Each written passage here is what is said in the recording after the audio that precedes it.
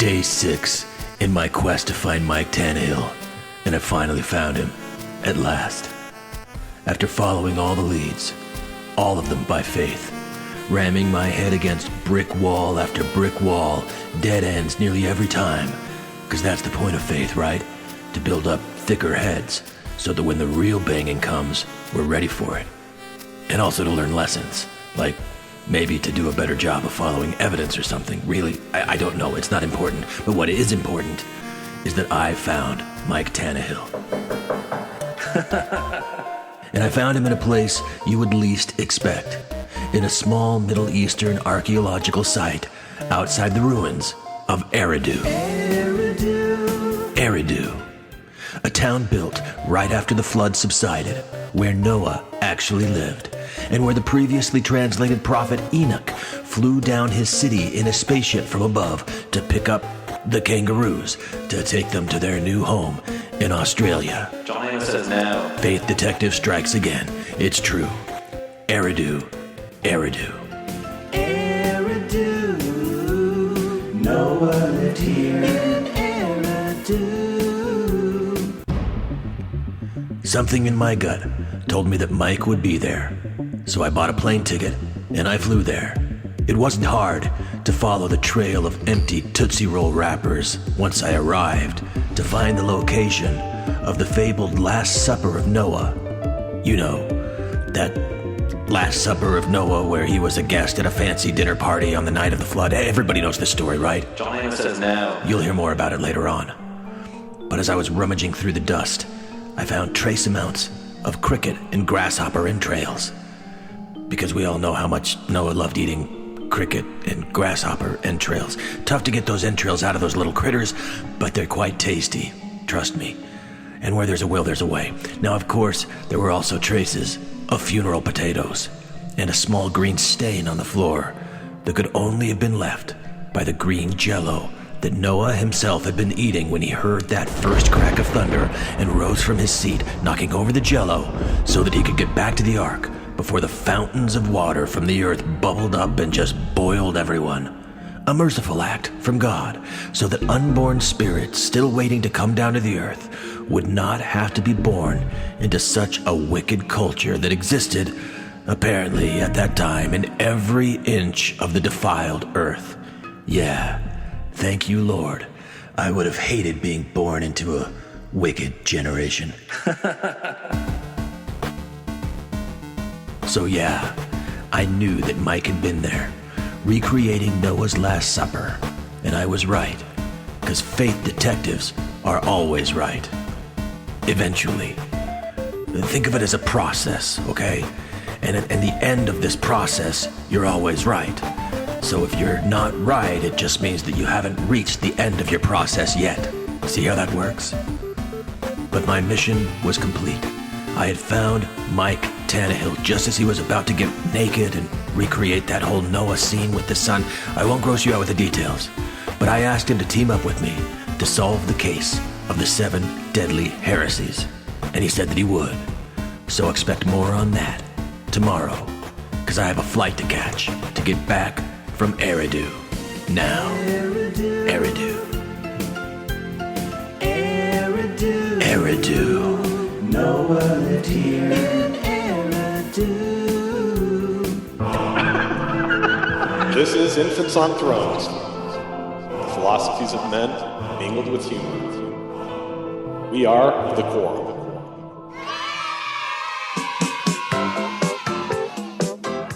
Welcome back to Infants on Thrones.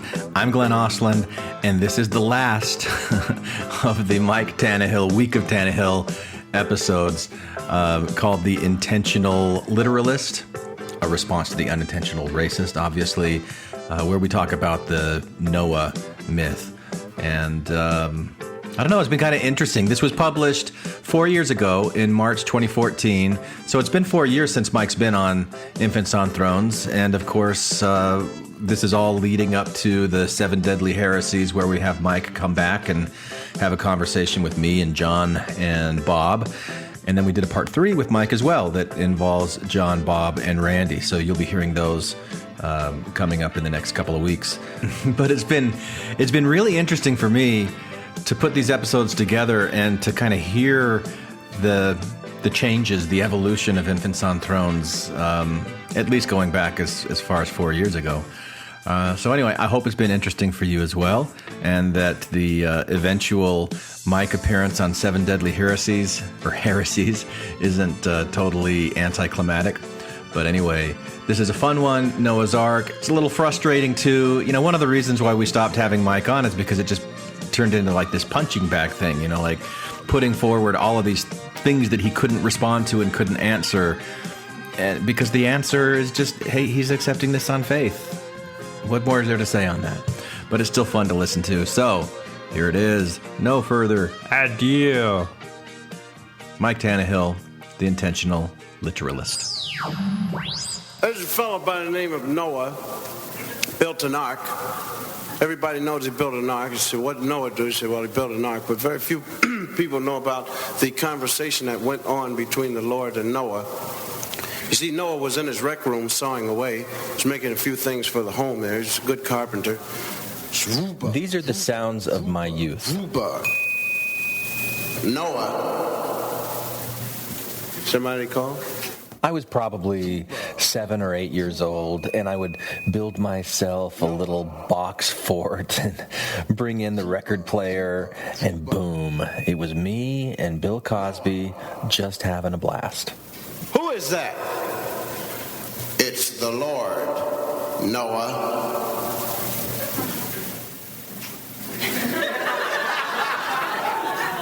Right. And I loved that he was having this fun conversation between Noah and God, characters I knew from primary and Sunday school. And look, this really funny guy who isn't Mormon. Mom, is Bill Cosby Mormon? Because I'm sure I checked. But this really funny guy was talking about them, and people were laughing, and I just loved it. And I didn't totally understand it, but I loved it.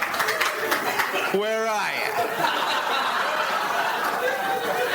What do you want? I've been good. You know, that was my favorite line. What do you want? I've been good. It just really resonated with me. And on some level, I think I understood the slightly less than reverent approach to God here. You know, the subtle and not so subtle sarcasm in Bill Cosby's voice. But I certainly didn't understand that some people in the audience were laughing because of how utterly ridiculous this whole God and Noah story seemed to them.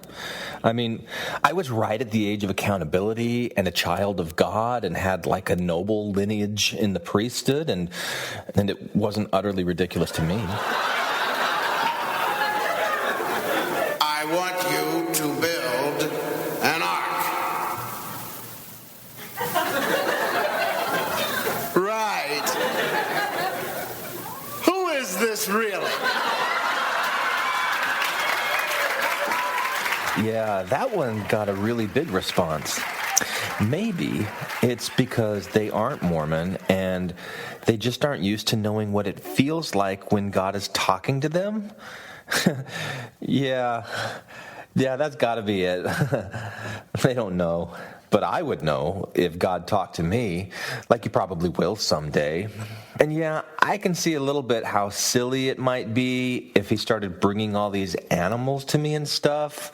But Of course, Noah had a heck of a job, really. He had to go out and collect all of the animals in the world by twos, 2 mosquitoes, male or female. And he had to keep telling the rabbits, only 2, only 2, only 2. So we find Noah pulling up the last 2 animals, 2 hippos, and he's really in a hurry to get them up because he's afraid that the Lord's going to call him and ask him to do something else, and his nerves are shot. This is one heck of a job for a man 600 years old. So we find him pulling up the last 2 hippos, and of course the Lord does call him there. Come on, fat hippos, hurry up. Come on, will you please? Noah. What? What do you want? Got to take one of those hippos out and bring in another one. What for? Because you got 2 males down there and you need to bring in a female. I'm not bringing nothing in. You change one of them. Come on, you know I don't work like that. Now, what I'm sick and tired of this. I've had enough of this stuff. I've been working all day, working on for days and days. I'm sick and tired of this. Noah? Yeah? How long can you tread water? Yeah, well, I got news for you. I'm sick and tired of this whole mess that I've done. The whole neighborhood's out there laughing at me. You're all having a grand time at good old Noah there. I went out and got my best friend Larry. I said, Larry, listen, I've been talking with the Lord. Larry said, oh, really? I said, yeah, listen. Lord, Larry, Lord. You walked off there laughing. I hear them all up there laughing at me. You know I'm the only guy in this neighborhood with an ark? People around there laughing, picket signs, walking up and down. I'm sick and tired of this stuff here. People are walking around there. How you doing, Tarzan? How's everything up there? Sick and tired of this mess here. You're supposed to know all and see all. You let me go out there and bring in a pregnant elephant. You give me no manual for delivery and never told me the thing was pregnant. There's good old Noah waiting underneath the elephant there. Boom, right on top of it. Sick and tired of this mess here. Had enough of all that stuff for you running around. You're supposed to know all and see all. Like I said before, you let me go out there and do all this stuff here. You never even looked in the bottom of that ark. Have you looked down there? No. Who's going to clean up that mess down there? That's me, I'll tell you that. I've had enough of this. I'll tell you what I'm going to do. I'm letting all these animals out, and then I'm going to burn down this ark, and I'm going to Florida somewhere because you haven't done nothing. I'm sick and tired of all this mess. You're fooling around, and you haven't done nothing except that you got it raining. It's not a shower, is it? Okay, Lord, me and you, right? Because I knew all the time everything was... See, there was something strangely faith-affirming about this Noah bit to me. Even at a young age, I could indulge in the silliness of the story, but when it comes right down to it, eventually it's going to start raining, and you're going to have to rely on God to save you. And he will, as long as you're one of the good ones. So let's be sure to be one of the good ones, you know? Like our special guest for today's episode. You know, one of those guys who believes in the literalness of this story despite how silly or impossible it may seem.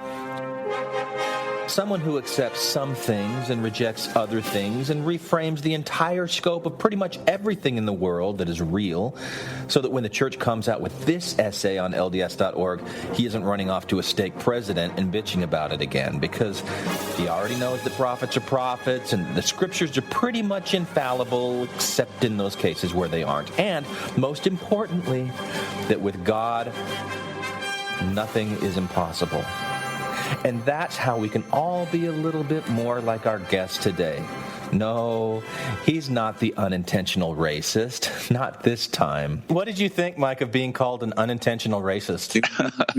That was funny. I thought it was funny. But did you think I was right? That because like what I was saying about you was that you're just being true to the faith. And we never included that I had a black girlfriend in high school. No, we didn't. I said that after the fact, so it didn't make it to the show. Yeah, well, we can put it in this one. And we just did. And you know what else? She wasn't even Mormon. You go, Mike.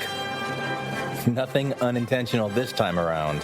Nope, this time it's on purpose. So welcome back, Mike Tannehill, the intentional literalist. This is Infants on Thrones, the philosophies of men mingled with humor. We are the core.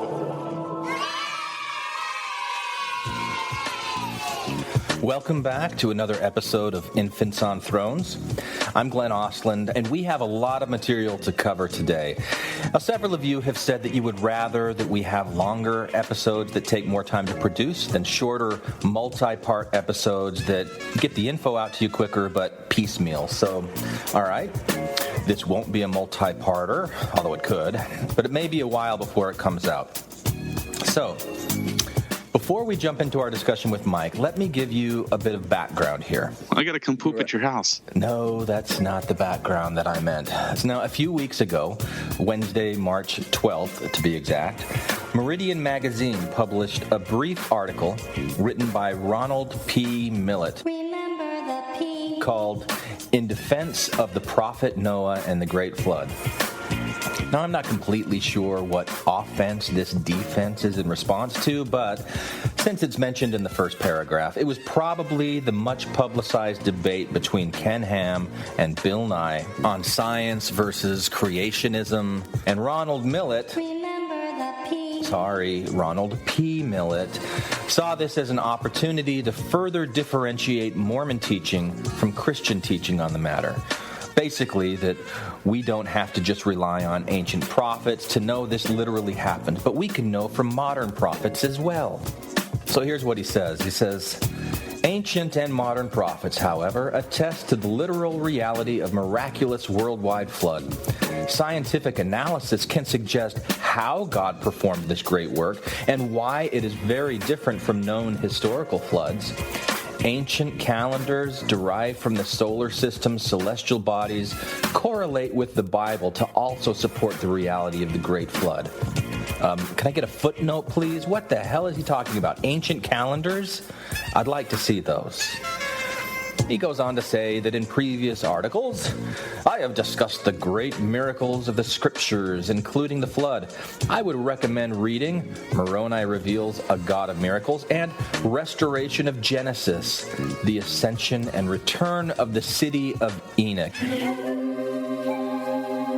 And there's a hyperlink, and I just had to click on it. So I want to encourage you. I mean, usually I'm not encouraging people to go to Meridian magazine, but this is worth it.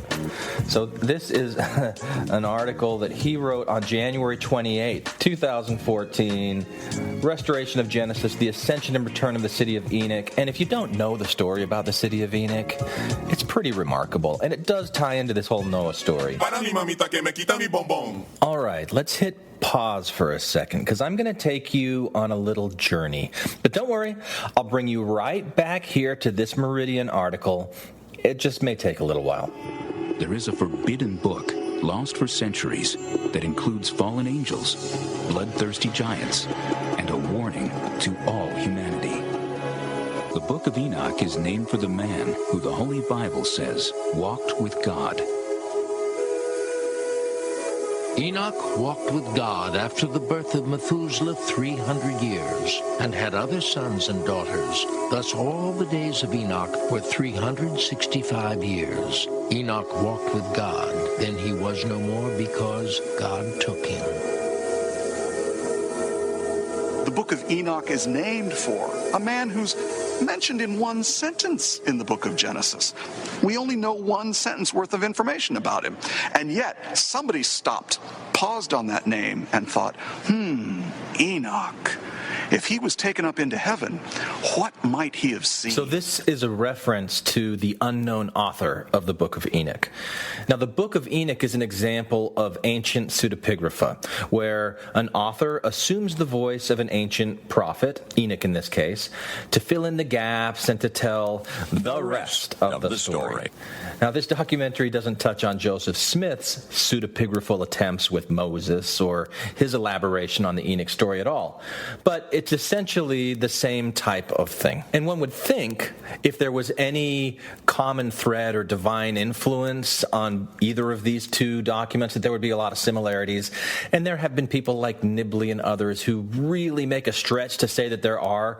But I want you to listen to what the Book of Enoch says, compare it to what we see in the Book of Moses, and there's really not a lot of similarity here.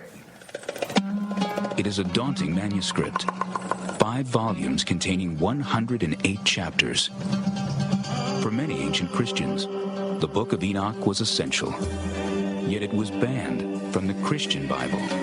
We don't know why this literature was ultimately excluded from the canon. Perhaps it's because of its description of the fall of the rebel angels and their mating with mortals. What? So there were fallen angels that mated with women and fathered a race of giants? Is that sounds like Middle Eastern folklore. That can't be seeping through into the Old Testament and then later into the Book of Moses, could it? The answer is yes, it absolutely could. The Book of Enoch begins with a warning to all humanity that a divine judgment has been rendered and a sentence will be imposed. God tells Enoch that all life on earth will be destroyed in a violent flood. And, as with the story in Genesis, God blames this evil on the sons of God, angels who lusted after the daughters of men. These angels are sometimes referred to as watchers. They keep constant watch. And they decide one day, about 200 of them, that they're going to descend to the earth. They would like to very much make contact with these mortal women. The Book of Enoch may have been an attempt to expand on the mysterious giants, the sons of God, and the daughters of the earth, spoken of in Genesis. Anytime you read the book of Genesis, there are all kinds of unanswered questions. Suddenly, there is this quick few verses at the beginning of the flood story about giants in the land that come from the sons of God mixing with the daughters of the earth. And you stop and think, wait a minute, what's this all about? It's like it went by too fast. And you want to grab it and say, wait a minute, what was this? And they began to go into them, and to defile themselves with them, and they taught them charms and enchantments. And they became pregnant, and they bare great giants whose height was 3,000 ells. And when men could no longer sustain them, the giants turned against them and devoured mankind. Somebody hold me. I'm scared. That these angels have crossed over this boundary that they shouldn't have. They were spiritual beings, and they were to remain as such. When they decided to descend upon earth, this unleashed upon the earth all sorts of problems. Not only these giants who are bloodthirsty and violent, but also these angels went on to teach humankind a variety of forbidden crafts. They also taught human beings how to make weapons of war. Okay. I can hear some of you right now saying to yourself, hang on a second here. This episode is supposed to be about Noah and the flood, right? And about how a believing Mormon like Mike can consciously ignore all the crazy things about this story and just intentionally choose to believe it. You know, be an intentional literalist. So what's all this Book of Enoch, Watchers, Giants crap? Well, I'm glad you asked, because all this Book of Enoch, Watchers, Giants crap is the whole reason that God sent the flood in the first place. Now, don't get me wrong, I'm not saying that there was an actual flood. I'm saying that this story of Noah was anciently a much larger story and connected to other things. And the reason for the flood was to rid the world of the wickedness caused by these giants and the fallen angels. Now, we even still have these really fuzzy, obscure survivals of this tradition in our Bible and in the book of Moses as well. I mean, look at Genesis chapter 6. Verse 2 talks about the sons of God, seeing the daughters of men and that they were fair, and they took them for wives, all of which they chose. Now, why is this an introduction to the flood narrative? What does this have to do with the great wickedness that had to be cleansed? Well, verse 4 tells us that there were giants in the earth in those days when the sons of God came in unto the daughters of men, and they bare children unto them. And then in verse 5, there is this continual wickedness that's referenced. And in verse 6, God's having some pretty major regrets. And in verse 7, God vows to hit the reset button. And then in verse 8, you get an introduction to Noah, and the whole narrative is kicked off. And then, of course, in the book of Moses that Joseph Smith wrote, he carries over the same themes. Moses 7:15 talks about the giants that were in the land that were fighting against the people of Enoch, and the great wickedness that was in the earth, and how the city of Zion became a refuge from all this wickedness, and Enoch and Zion was taken away, and then Noah was left to deal with all of the leftover wickedness. So this is all part of the same story, or it used to be. And it used to be quite popular. This version of the fall of the angels was very popular in its day and maintained popularity for centuries to come. When we look at Dante's work on the Inferno, it's largely out of the material in Enoch. When we look at various snips of the New Testament, Enoch seems to be in play. In Corinthians, when Paul talks about women covering their hair so the angels won't be seduced and tempted, it goes back to the fallen angels tradition. And you know what I love about stories like this? I love how people twist them and shape them to fit whatever worldview or belief system that they're wanting to support. Now, here's a video that I found on YouTube about this whole Book of Enoch story. Listen to how this evangelical Christian uses the information to explain the role of Satan and why it was okay for God to kill all these people. I mean, really, this almost sounds like a plot line from Harry Potter. What about when Joshua and the nation of Israel entered the land of Canaan?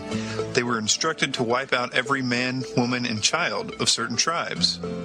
I've talked to some people whose entire rejection of the Bible and God rests on this portion of the biblical text. This video is for those people. What no one ever mentions when recounting this issue is that according to the story itself, the tribes that they killed were non-human hybrids called the Nephilim. Wait a minute. Did he just say non-human hybrids? And they were huge. They had iron beds, 13 feet long and 6 feet wide. It says that the Israelites were like grasshoppers in the sight of the Canaanites. These Nephilim were the offspring of very evil spiritual beings, and they were apparently the primary reason God sent the flood. Satan knew of the prophecies of one that would come to defeat him, and before any of the prophets came to expand on how this was to occur, all he knew at that point was that the Messiah would be a human. The Nephilim were an attempt to infiltrate the entire bloodline of humanity so that the Messiah could not be a full-blooded man. And if it weren't for Noah and his family, it would have worked. Then when Abraham found out from God that the land of Canaan was to be given to Abraham, Satan also found out, and he had over 400 years to plant this minefield of Nephilim in the land of Canaan in an attempt to thwart the plan of God. Genesis 6:4 tells us that the Nephilim were also on the earth after the flood, and it is them who Joshua was told to wipe out. Tribes such as the Rephaim, the Emim, the Horim, the Zamzumim were all giants. The kingdom of Og was the land of the giants. Later, we also find Arba and Anak and his 7 sons, the Anakim, also giants, along with the famed Goliath and his 4 brothers. Now, if you want to say, well, God should have let the 13-foot-tall evil hybrids bent on the destruction of humanity for the purpose of wiping out any chance for the redemption of man go, then you're free to think what you want. But please remember, this is according to the biblical narrative itself, which is where the accusations come from in the first place. The point is that if you're going to claim that you know that God is a tyrant because of this portion of the Bible, and you didn't know the rest of the story, just think about how many other issues there are in regard to the Bible. Blah, blah, blah, blah, blah. So, yeah, you atheists, just think about all those other things that you got wrong, because you totally missed the boat on these alien Nephilim guys. That's who God was killing. He's on your side. So, yeah, now, this is just one example. Now, there are other people who get into this whole conspiracy theory, one world government thing, and they talk about Illuminati and a secret race of alien hybrids that trace their lineage all the way back to these fallen angels mentioned in the Book of Enoch. And there's some really nutty, fascinating stuff out there. And you may be wondering, but what exactly does this have to do with the Noah story or being an intentional literalist? Well, you see how this guy changed the elements of the story to justify his worldview, right? You know, Joseph Smith has pretty much done the same thing, because these references to the sons of God that anciently meant fallen angels, the ones who fathered the mythological race of giants, well, Joseph Smith reinterpreted those sons of God as mortal men. Special mortal men. Priesthood holders, to be exact. The ones of the right lineage in the right covenant with the right bloodline. Because that's what makes the story easier to believe, and it makes it easier to support the claim that Mormonism was restoring this special priesthood line in the first place. Now, this isn't to say that we don't still have these supernatural, nutty, fascinating sci-fi elements in Mormonism that some people have just taken and run with. And that really brings us right back to the Meridian article. Okay, so we're back with Little Ronnie Millett. Yeah, okay, whatever. And if you look down at the bottom of this article on Enoch, there's pictures. He's got a picture on this webpage of the golden plates and the Liahona, the breastplate, the Urim and Thummim, the sword of Laban. They're all depicted on a picture here. I mean, if that doesn't bolster your faith about what he's saying, I don't know what would, because that's a photograph, y'all. You scroll all the way down to the bottom of the page. And there's a picture of Captain Kirk and Spock from the 1960s version of Star Trek. And you can just see them from behind, and they're looking up at a city that's floating on a cloud. And here's what Robert Millett... Okay, whatever. Here's what this guy said. The imaginary city of Stratos was depicted in this Star Trek episode. The energy that would be required to keep a small city in a suspended state like this would be off the scale in energy requirements. Just consider the energy needed to orbit the payload of a space shuttle, and then think of the logistics of translating the city of Enoch. A big, big miracle. And then he has a painting of a space station with a bunch of spaceships around it and the Earth in the background out in space. He says, we do not know the mechanisms the Lord used in the translation of the city of Enoch. Could something like this depiction of futuristic space station and spaceships have been part of the process? Oh, boy. Yeah, so that's what we're dealing with here. It's really, really fascinating to me. I actually kind of love this stuff. So how's that for background? Because this Noah's Ark Meridian magazine article is what initially made me think, hey, I remember Mike talking about Ham and Egyptus and Noah's Ark as part of that race and the priesthood discussion. I wonder if we should explore the whole Noah story in more detail with him. And then, boom, a week later, LDS.org gives us the gift of a new essay on Noah. So we put together a panel discussion that includes myself and Mike. We have Randy, Scott, Jake, and Jake's wife, Erica. Mike could back me up on this. You cannot be someone who has a testimony in the restoration of the gospel unless you believe in a literal flood. Right. I'm sorry. Yeah. And I'm going to bring up lots of points on how that's true. We're kind of starting from the middle. I say let's start with the statement, the topic that the church put out, and then go off from there. Or the outline that... Yeah. Hold on. Did I forward you that outline? You didn't forward me the outline. Oh, sorry. Let me forward you that outline. He doesn't care for me. Oh, come on. I just got you on this thing. We never have women on here, so you should feel lucky. I know. I didn't get an outline. Like a unicorn. Oh, no, yeah. Mike, I needed to keep you in the dark. Right, so we can ambush you. Yeah, it was step one. Step one, blindside Mike. Yeah. Yeah. Are we starting with Enoch? Well, yeah, I want to end with Enoch, we actually start every episode with Enoch, so that's going to work out just fine. Okay. I left an unmanned mic for Elijah in case he comes. Nice. Okay, so my first question is, who was Noah? So Mike, I'm going to direct that to you, and if you want to go all the way back to Enoch to explain who Noah is, by all means, go ahead. But so as we're talking about Noah, and we've been talking about, is he a historical figure or is he a character of legend or mythology or whatever? Just who is he? Who's Noah? Well, Noah was the one that was set to preserve all life. We all remember the famous Mormon scripture in Enoch where Satan has the earth in chains and is laughing, and Enoch is looking and seeing Where's God that scripture? weep. We all know. Yeah, right. Is it Moses? Moses 7, Okay. 44 through 45. All right. Wait a second. Did you say Noah was preserving life? Yeah, because God's an asshole and he kills life. Randy. Well, okay, I got the reference on it. It's Moses 7, 26, 27. I knew I had something wrong there. So Moses, who lived like 2,000 years after Noah. Well, yeah, in the Pearl of Great Price, Moses' book is looking back through the patriarchs, and you get all the dispensations up to his time. Yes.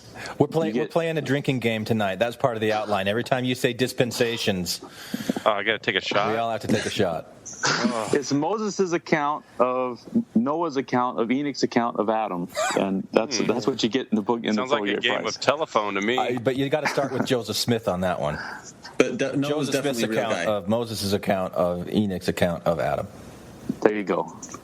Okay, but Enoch sees the earth wrapped in a chain of wickedness with Satan laughing, and God is weeping, and Enoch asks him, how can you weep over this small creation? Because Enoch's had the grand vision of everything that God does, and God expresses his love for all his children, but he can't allow this wickedness to continue. And this goes back to the parable of the vineyard, where when you have a vine growing bad fruit, you've got to do away with it and start over again. And so I mean, since you were starting with Enoch, I mean, what was God's solution for Enoch and Enoch's people? God shows Enoch Noah. Yeah. But I mean, comfort. But I mean, even Enoch lived in a time of rampant wickedness. Right. He saved a city, pretty much is all he was able to save. And how did that happen? What city? What are you talking about, Mike?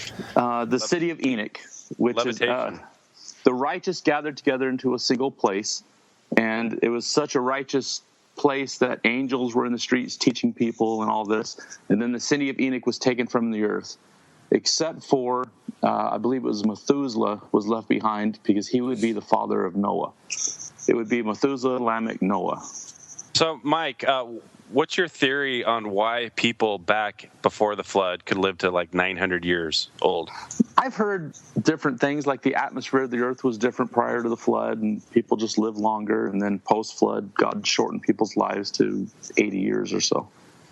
But just put a hard cap on there, huh? Just put a hard cap. So I want to make sure I understand this. With Enoch, there was an entire city of righteous people that were like an island of righteousness in a sea of wickedness, right? And within that sea of wickedness, there were giants in the land?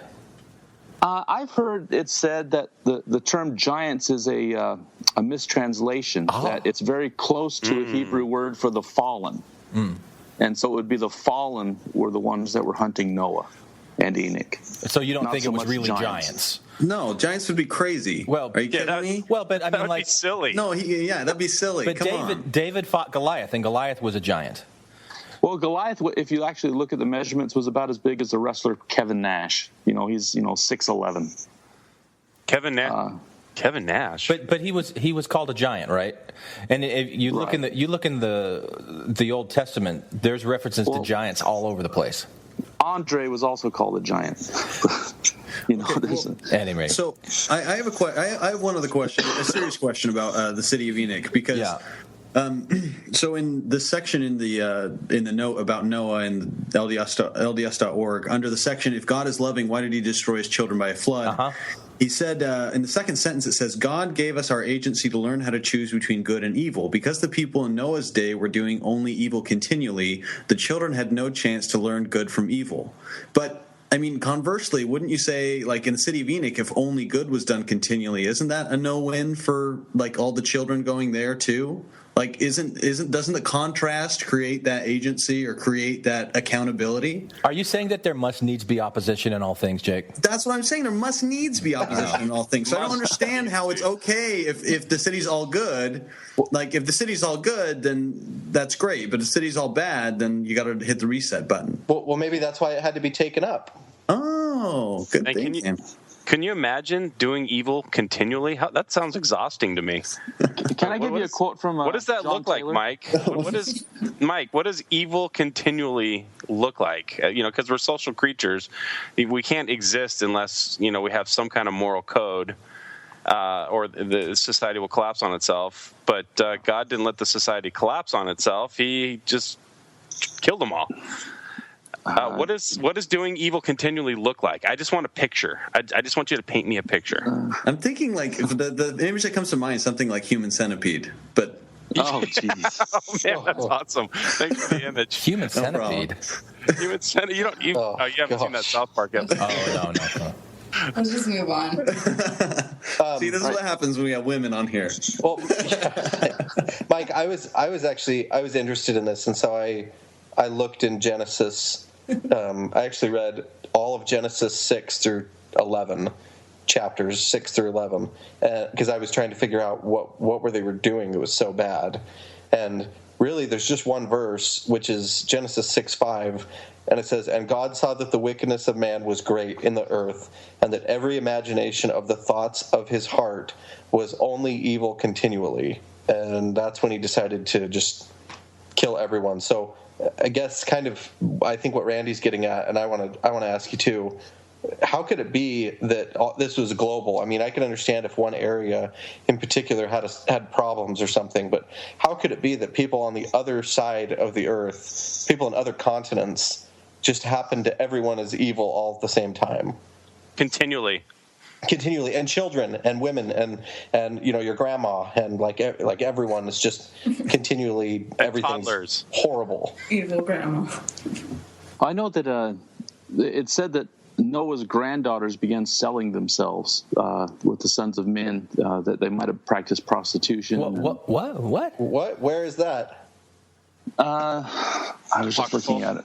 It's not apocryphal. It's in one of the church's commentaries.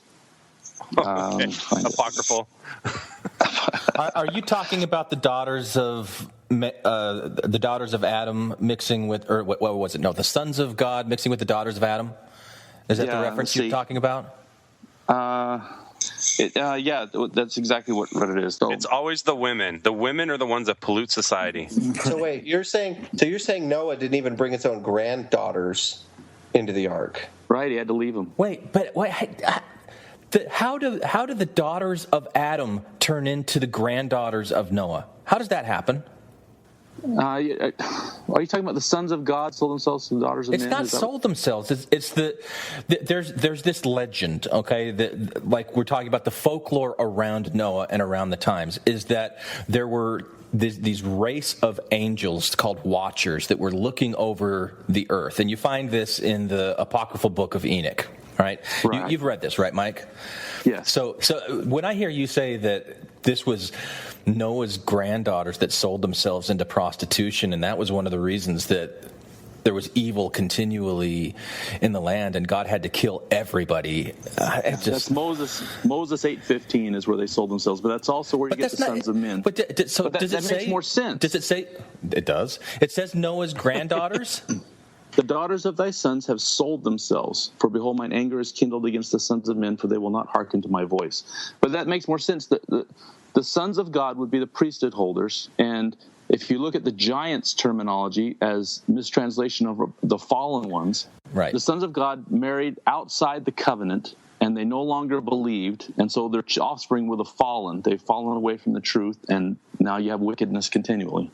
Well, if we're talking about what makes sense, thank you. Then what makes sense is that this is. There are flood narratives throughout a lot of history, and this is talking about. I'm sure. I'm not sure, but it's likely that this is talking about a real event, that there was a flood, there was a disaster, and, Dad Noah is talking about his spiritual experiences and how he saw the vision before of this devastation and they were fine. But, there's no way that what makes sense that this was an over the entire world flood. There's no way that makes sense.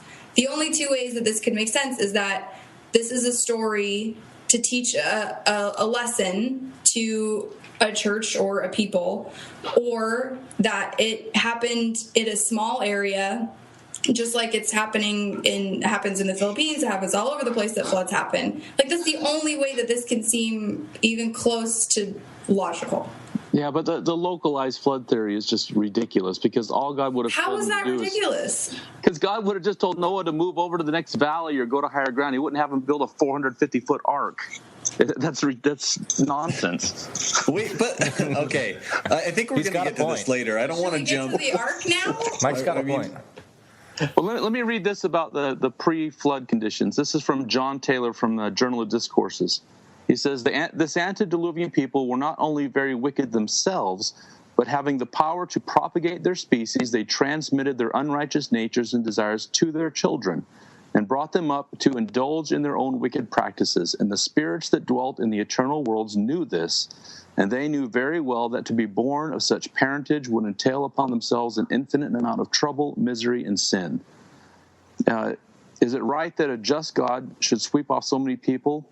Is that in accordance with mercy? Yes, it was, just to those spirits that had not received their bodies, and it was just and merciful to those people guilty of the iniquity. Why? Because by taking away their earthly existence, he prevented them from entailing their sins upon their posterity and degenerating them, and also prevented them from committing further acts of wickedness themselves. So that's the justice of the flood and the conditions of the flood. So, Mike, you live in Las Vegas. Yes. Right. Okay. So, I mean, wouldn't you say that what's going on in Las Vegas on a day-to-day basis is pretty? Don't give him any ideas, Scott. I'm not encouraging you to do anything. I'm saying in the eyes of God, how is what's going on in 100,000 hotel rooms in Las Vegas every night any different than what's being accused of here, the prostitution, for example? What happens in Vegas stays in Vegas. It doesn't go widespread throughout the nation and bring down the whole. Oh my God! I'm a divorce lawyer. I can tell you it doesn't stay there. No. So, Mike, I actually have a question. There's a point in the scriptures in Genesis where God kind of has second thoughts about what he did. Can you address that? Like God repented, I think is how it's worded. Yeah, that's really interesting because Noah is his representative on the earth. And what he almost does is kind of helps Noah understand what's about to happen. And it's Noah actually who is repentant that God made man. It was a mistranslation, and Joseph Smith fixed it. That's convenient. Yeah. And when Noah finally approaches the Lord and says, "It makes me sad that this is your creation," that's when God says, "Okay, now we're on the same page together. Let's do this. Let's bring in the flood." Mormon spin doctoring. That's quite the spin. Well, everything we're talking about is spin doctoring. But so we talked about the city of Enoch briefly being lifted up. And that was that was the city of Zion, right? So whenever we talk about Zion today and forming Zion, it's a reference to this city of Enoch that was so righteous. The people were of one heart and one might and righteousness. God took them up to himself. And they'll return someday at the end of the world. That's part of the belief in Zion. But if God had the mechanism to be able to take Enoch and all of his city to save them from the wickedness that was around them, why not do the same thing with Noah and his family and the animals that needed to come up too? Because Enoch and his people were actually translated and filled with glory. And they became a different type of being. So they couldn't come back after the flood and procreate and continue the line of humanity and mortality. Correct. Nice. Okay. That's why Methuselah they were excited. It says Methuselah had a lot of pride because he knew that Noah would become from his posterity. And Noah would be the one that preserved life through the flood. Okay, Mike, so let me ask you about that then. You're talking about, and this is in the LDS.org topic, where it very clearly states that there were only the 8 human beings who came into Noah's Ark, right? Yeah, it'd be the sons, their wives, Noah and his wife. Right, so 4 guys, 4 girls, they're in the boat, right? There was an Asian, a black person, a Polynesian, an Indian. So Mike, we know that the pyramids of Egypt, like the Pyramid of Giza, was built before the flood. I didn't delve into it. Did they nail down the time of the flood? Yes. Yes, it was about 2344. Yeah, about 2300 BCE. So I was thinking that was like 4,000. It was about 4,000 years ago. It was about 4,000 years ago. Or 4,400 years ago. So the pyramid was built a couple hundred years before that, but forgetting the pyramid, even the Pyramid of Giza, every other culture, Korea. I went to Korea on my mission, right? The Koreans have a history going back like 8,000 years, written history, documented, uninterrupted by a global Chinese traumatic event. Right, Chinese, Australian Aborigines. I mean, there's Polynesians. There's probably 20 other cultures. What is the date to Eridu? Do you remember the date for Eridu? What the hell are you talking about? Southern Iraq, Eridu is supposed to be the oldest city that we know of. And that's the one that seems to be tied to where Noah would have landed and settled his people, was in Eridu, Iraq. Well, what I'm trying to get at, Mike, is what's the explanation for these cultures that clearly existed before the flood, and then would have been wiped out by the flood, because that was the whole point, was to murder them all.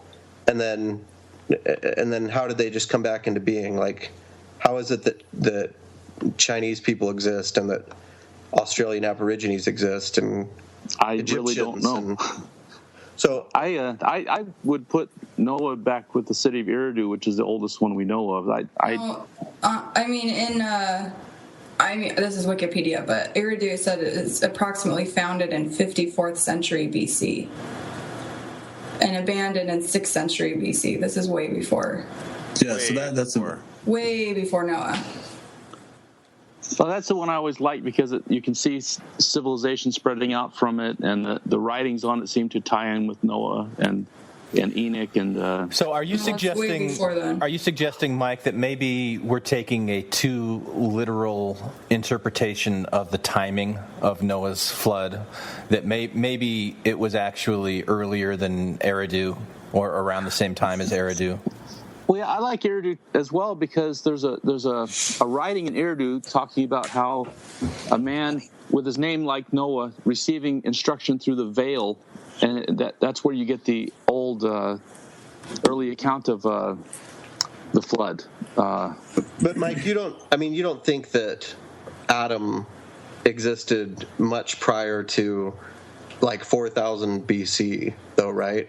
I mean, that you're putting Adam, the very first human, at like 4000 BC and not much earlier than that. So, that's where you get trouble with the genealogies, because it's like that he begat him, and that you have the priesthood lines of authority, but I don't know how the time. It's 1600 years from Adam to Noah. Okay. Yeah, that's like 4 generations. Based on their lifespans. Yeah, you're right. Right, Mike. What are your thoughts on the hominids? Because Neanderthals, according to science, I guess your only recourse is just to reject science. Are you going altogether. to pre-Adamites, Randy? Yeah, so I'm talking about Neanderthals. Neanderthals went extinct about 20 to 30,000 years ago. We have fossils of Homo habilis, Homo erectus, way before the flood. So what's your explanation for the hominids? What was that? What was all that? Did they come from other worlds when the Earth was created 6,000 years ago? I always hated that. That's silly. That's so silly. Dinosaur bones are the animals from other planets, and that's why they're all that that's garbage. what I always thought. Yeah, how else could you explain it? Okay, so explain to me hominids, dinosaurs, and all that. Well, that's where you got to get into. Do you follow that all life outside the garden couldn't die until after the fall, or could life outside the garden have died and been doing its processes? Wait. So you see that the garden was an isolated place within the earth, that it wasn't the earth itself? Wait, okay, hold on. Well, you remember Adam was locked out of the garden. An angel stood at the garden, and Adam did all kinds of... Adam used to take trips back and forth to the garden, and the angel there would bar him, and the angel would get food for him. What? Where's that? Wait, what? These are the most unsubstantiated things I've ever heard in my life. Where are these from? It's apocryphal. Okay. Boy. Okay. Wait. I had a really good travel agent. That's where you get the great. Okay. That's where you get the great story where Adam goes back to the garden, and the angel's standing guard, and he says, "It used to be, Adam, that I could not stand in your presence. Now it's you who cannot bear my presence." And so that's where you get the idea of a fallen body from a terrestrial straight. But Mike, what are you talking about? The whole story that I said earlier about those watchers, that's apocryphal too. Well, I mean, why don't you accept that in the same regard that you're accepting the angel that got dinner for Adam when he was going back and forth from the garden? Dinner. I'm just going off of I don't think there were giants going around the earth eating people. That doesn't make any sense unless they're cannibals. I'd buy cannibals. Wait, hold on. I want to just kind of set some. What exactly, Mike? I want to kind of establish your mentality, because I think I'm conflating a lot of different beliefs together. I guess I want to delve into a little bit into like your relationship with empiricism. Like, are we accepting like a 6,000-year-old Earth, and all of humanity started from 2 individuals, or where exactly are we on those types of beliefs? I just kind of want to understand your mentality. I believe Adam was the first man, but I also believe that there was an old earth, that things took time to develop as God created the earth. Okay. And so at some point, Adam enters the picture, and all things become tied to him and fall with him. So then, Mike, when you look at like the creation narrative of being 6 days of creation, you're not thinking literal 24-hour periods, but these are more like epochs of time. Epochs of time, and that they sometimes overlapped, and it wasn't like bam, bam, bam. Okay. I think God works with science. But you also think though that like the Earth's temporal existence is 6,000 years. Well, I think I'd go 6,000 years from the time Adam left the garden. Right. So there hasn't been death on the earth for more than 6,000 years. Well, but I think what he was saying earlier was that the garden was a little island where there was no death. So there was death outside of the garden? Yeah. Outside of the garden was just like a regular mortal world, but inside the garden was immortal. See, which totally goes against the way that I always heard it, that the earth was in a paradisiacal state, and then because of eating the fruit, it fell into its current telestial, or where is it now? We're telestial. Yeah, it was terrestrial, and that's the paradisiacal, but then it fell to telestial. I think that's in the temple. Ages ago, and I lost all my notes on this, and that was 3 computers ago, but I looked at Eridu, and Eridu shows 3 families emerging from it to spread out in the earth, and it looks like Eridu is the oldest city that we know of on the earth. Right, but that's way before even when you're putting Adam. Well, if you look at Eridu, the artwork they had and the writings they had, it looks a lot like that's where Noah settled after the flood. Yeah, because like Noah's signed the lease. Art, yeah. We got an old lease with Noah's name on it. Yeah. They have artwork there where it shows Noah looking up to heaven, and there's the Father, Son, and Holy Ghost in the artwork, and it talks about Enoch coming down and helping Noah. Mike, let me ask you, Mike, does it bother you that God would kill all these people? Like, let me just paint the picture, because the movie's coming out in the next week or two, right? And so I'm imagining, I read these chapters, and it's talking about, Noah's covering the boat with pitch on the inside and the outside, and then they're all just in there, and then these floods come, and so there's just people, whole towns and cities just getting drowned. Like, does that bug you at all? No, I was trying to find my references, but it talks about how when the flood actually came, Noah was at a dinner party, and that's when he received the revelation.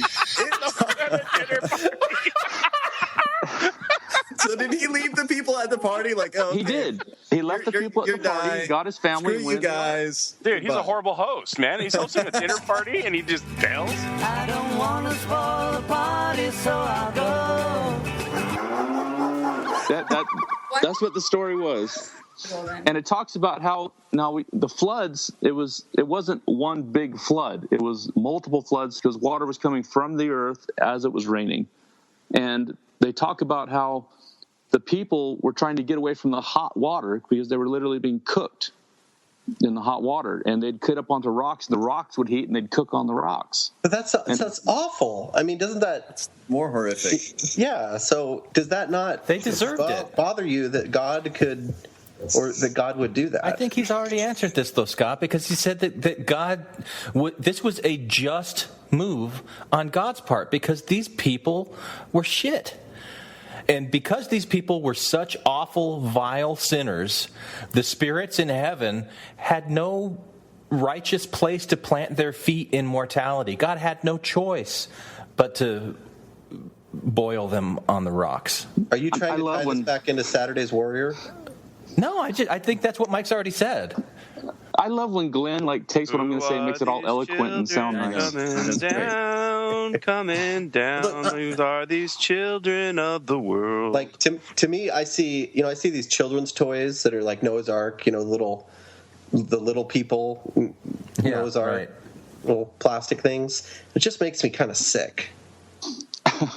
Well, okay, I at some point I kind of want to ask Mike, like, oh, how did they fit all the animals on the boat? And like, what about the variations of life on Earth? I got my notes on that. And how do you explain all the How do you explain all the marsupials in Australia? But I think at the end of the day, and I don't, we can still go down this path if you want to, Mike. But I think at the end of the day, at some point, it's just going to be the answer is just going to be magic, right? I mean, just something magical happened, and that at the end of the day, like we're not actually engaging this like an empirical question on empirical grounds, because at the end of there's nothing at stake here, because you can just say, oh, God did it, magic, and then nothing's at stake. Like it doesn't matter. But God's not a magician.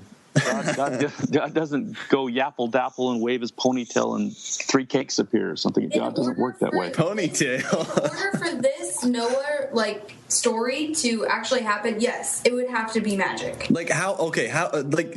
And it completely contradicts itself, because at some point there's some insane level of intervention from God, which begs the question: why didn't he just freaking intervene in the first place and just lift everybody up? Why'd they have to build a freaking boat in the first place? Like this whole conversation is asinine to the core, and there's nothing relevant about it. Like the priesthood one, the race thing, racism is a thing in our society now. There's nothing relevant about this topic. It's just a crazy fairy tale. Well, I think the relevance is the belief, the literal belief. And it also makes reference if he was baptizing the earth, because all things had to be baptized. If all things have to be baptized, so I should be baptizing my pet toad? That doesn't make any sense. Why do you have a pet toad? I'm just putting an example out there. It's one of those psychedelic toads. We lick it. Now I know. Yeah. So I have to baptize the deer that are frolicking around our apartment. Yeah. But you have to have the proper authority, and you're a woman, so you right. It's a moot point. Moot point. I think animals count as little children. I don't think there's evil animals. So, Mike, okay, let's. So God just killed those just for the sport of it. Mike, let's just give it to you that the Earth, for some reason, this inanimate ball of rock needed to be baptized according to God's eternal plan, which is a plan that all gods follow. Why didn't he baptize the Earth when it was unorganized matter? Just get it over with early, instead of doing this elaborate killing all animals, plants, babies, fetuses, humans, everything. When I don't know. has so much power that he could easily just do a plague and just selectively kill. He'd done a plague. Or with Elijah, fire from heaven. Why did he just do fire from heaven and just instead of creating this impossible, or a human-specific virus or something? Yeah. Prior to the flood, he'd sent a famine, and there was people dead left and right from the famine, but they still didn't return to God through the famine. So Mike, let me ask you this. Through it. Mike, if I can jump in, you're saying that God's not a magician. What do you mean by that? God uses science and laws to accomplish things. He doesn't just make things appear. He's not a genie. Okay. When the flood waters receded, right, and there's dead material everywhere, and this huge, amount of water, miles and miles and miles above where all of us would be right now, is covered in water. Why is there no evidence of that? I mean, obviously, God must have made it look like that didn't happen, right? I don't know what kind of evidence would you look for post flood. Can we just concede that Mike's not going to have answers to any of these questions because there aren't any satisfactory? I really want to get back to what Jake said about what's at stake, because Jake, you said that nothing is at stake, but I think that there's some very important things at stake, and that's why it's on LDS.org in the first place. The Savior testifies of a flood, and was it Paul testified of a flood, and 3 times in the Book of Mormon they testify of the flood. And Joseph Smith went crazy about it. And we got to talk about the Garden of Eden is in Missouri, so the only way for the posterity of men to end up in Mesopotamia, in the Middle East that we now call, is if there was a global flood and Noah went up in Missouri and landed in the Middle East. Right. But yeah, he took the trade winds over. Right. But what's at stake? What's at stake in this story? Like, Mike, why do you believe this story? Against all of this overwhelming, I think it's pretty obvious that the rest of us don't really. I think, don't really believe in the story the way that it's presented on LDS.org. But you do. Why? Just because the prophets testify of it. It's an account, all the prophets mentioned and talked about. And so if it wasn't true, would that mean that the prophets are wrong? Correct. That's what I think is at stake. Well, that's it. Why are they doing that to themselves? Like, I feel like this is like Mormonisms are just jabbing pencils in their eye all the time. Because, like, why do you have to pit yourself against your own intellect all the time? Like, there's no reason that this has to be a true state. Yes, it does. This has to be a true story. Because Gabriel appeared to Joseph Smith and made Joseph Smith. Gabriel was one of the guys. Like, if you talk about dispensation leaders and the way that Joseph Smith organized the world, and into Adam was a dispensation head, and Enoch was a dispensation head, and Noah and Abraham and Moses and Jesus, and then Joseph Smith himself at the end of the chain. This is the whole Joseph Smith. Now I'm going to tell you the rest of the story and making the Old Testament stories real for the people of that day. And Noah was Gabriel, and he appeared to Mary, and he also appeared to me. He made it that this had to be true. Well, why does the existence of Noah why does it have to be so tied to a global flood? Yeah, you can still have a Noah, a prophetic Noah, and not have. I can tell you why. No, I can tell you why. All right, hit me. There's a couple more hooks into Mormonism that Noah has, and one of the biggest ones. Jaredites, exactly. So, in order to have the Book of Mormon, you have to have the Jaredites. In order to have the Jaredites, you have to have the Tower of Babel. Tower of Babel only makes sense after a global flood where there's one language on the earth. Well, but that could still be a regionalized thing, Scott. I mean, I could see that. But even this essay, LDS.org, it says that, I mean, it's not giving you, Jake, or Erica any room to even say that the earth wasn't covered by water. It says it here. I know that. No, I agree. I just don't understand why. I mean, the thing is, it seems like this essay, with the release of this essay, they could have made a major pivot away from that. Because, I mean, they did the same thing with, like, the DNA and Mormonism one, or DNA in the Book of Mormon. They pivoted away from the very literalistic, these are the, the Lamanites are the ancestors of the Native Americans, to among them, and, like, going down that path. That's why you can toss that essay in the trash. Well, I would love to have I would love to have a podcast on that one. But I mean, this seems like a key moment when they could pivot away from this very fundamentalist, self-harming doctrines or these self-harming ideas, but they didn't.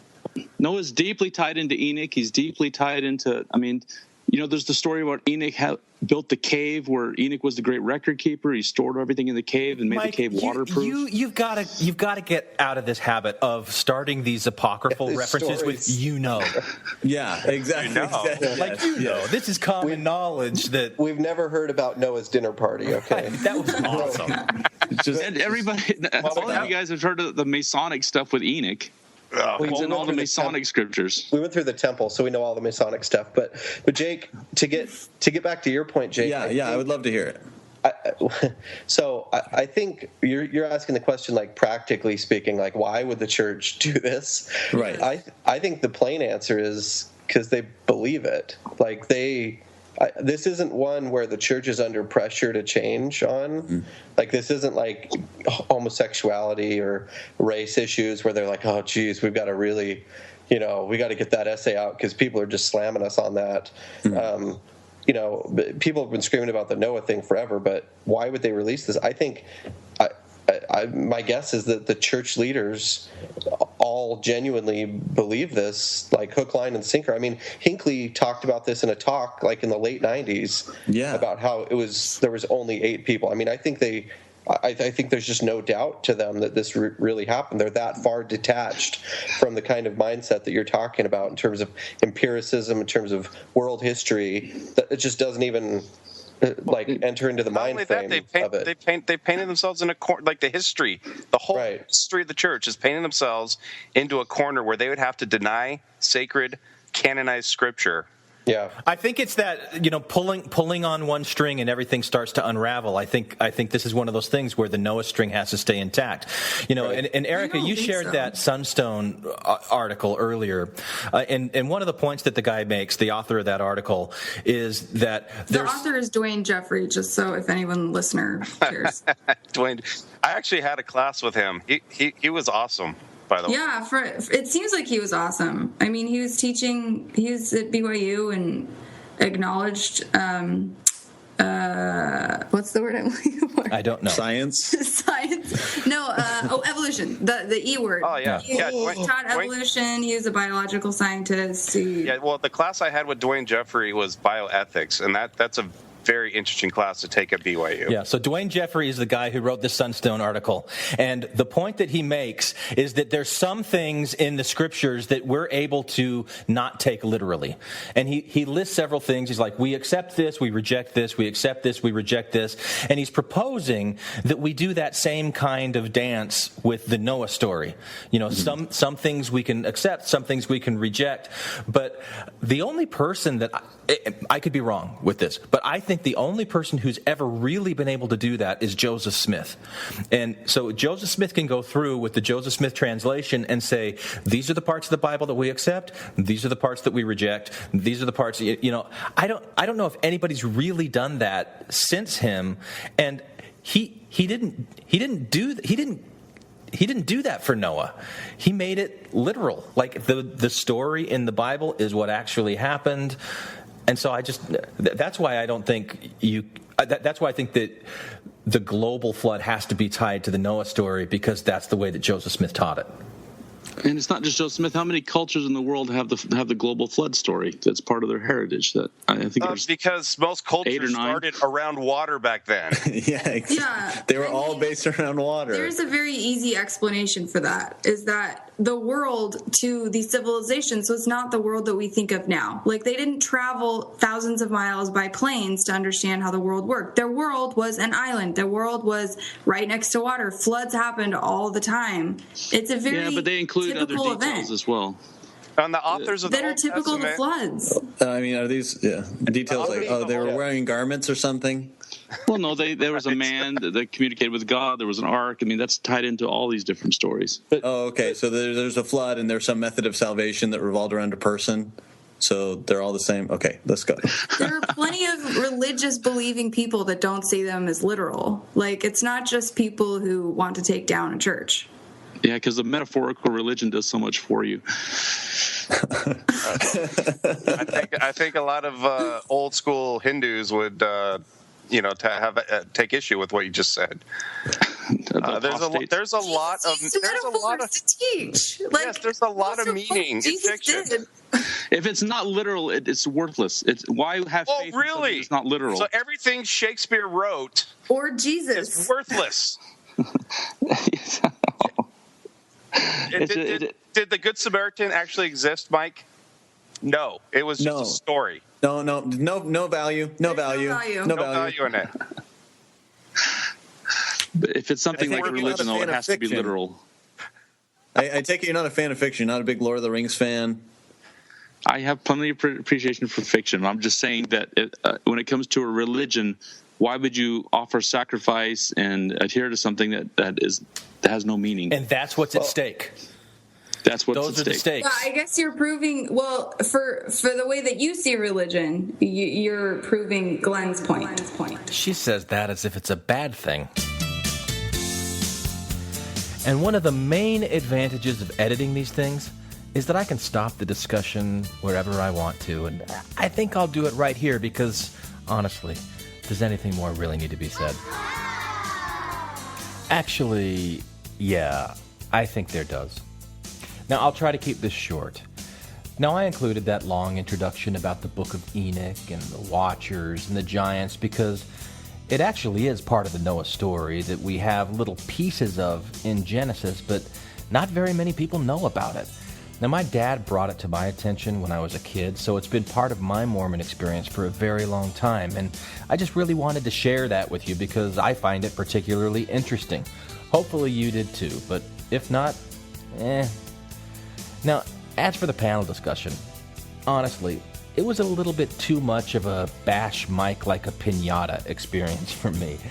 I don't know that really much came out of it, but to me, it does highlight why it's so important for believing members like Mike to take a literal view of Noah and the flood, despite the impossibility of the story.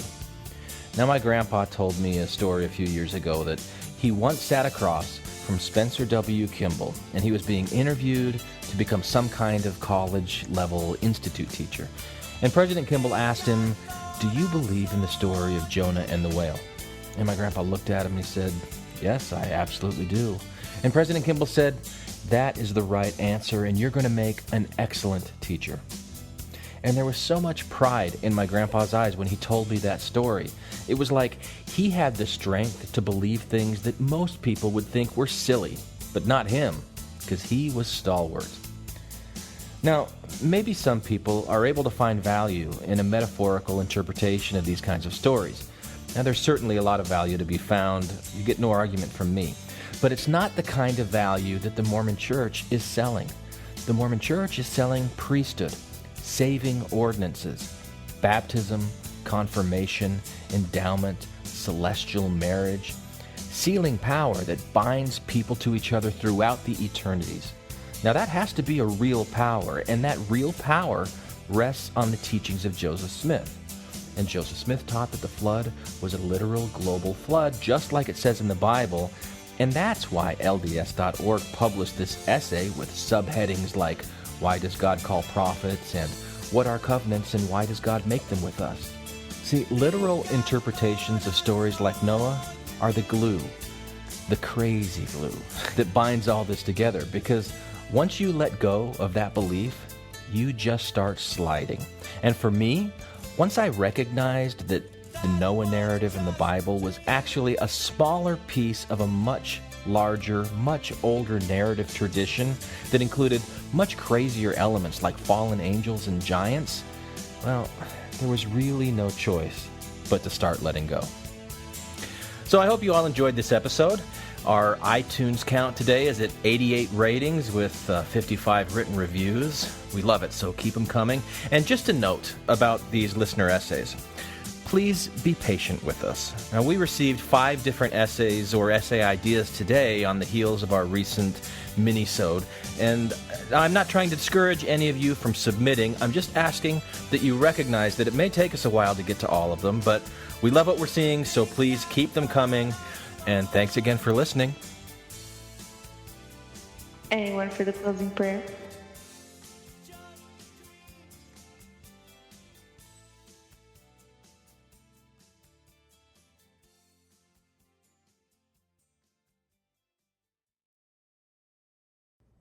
Hey, why are you still here? Do you want to hear the rest of the panel discussion? Because I cut out a big chunk. So you like the beating Mike like a piñata stuff? Okay, fine. I'll give you an extra long bonus Easter egg here. And there are some nice moments, but really, if you continue on, you do so at your own risk. So no complaints, okay? This is for the gluttons.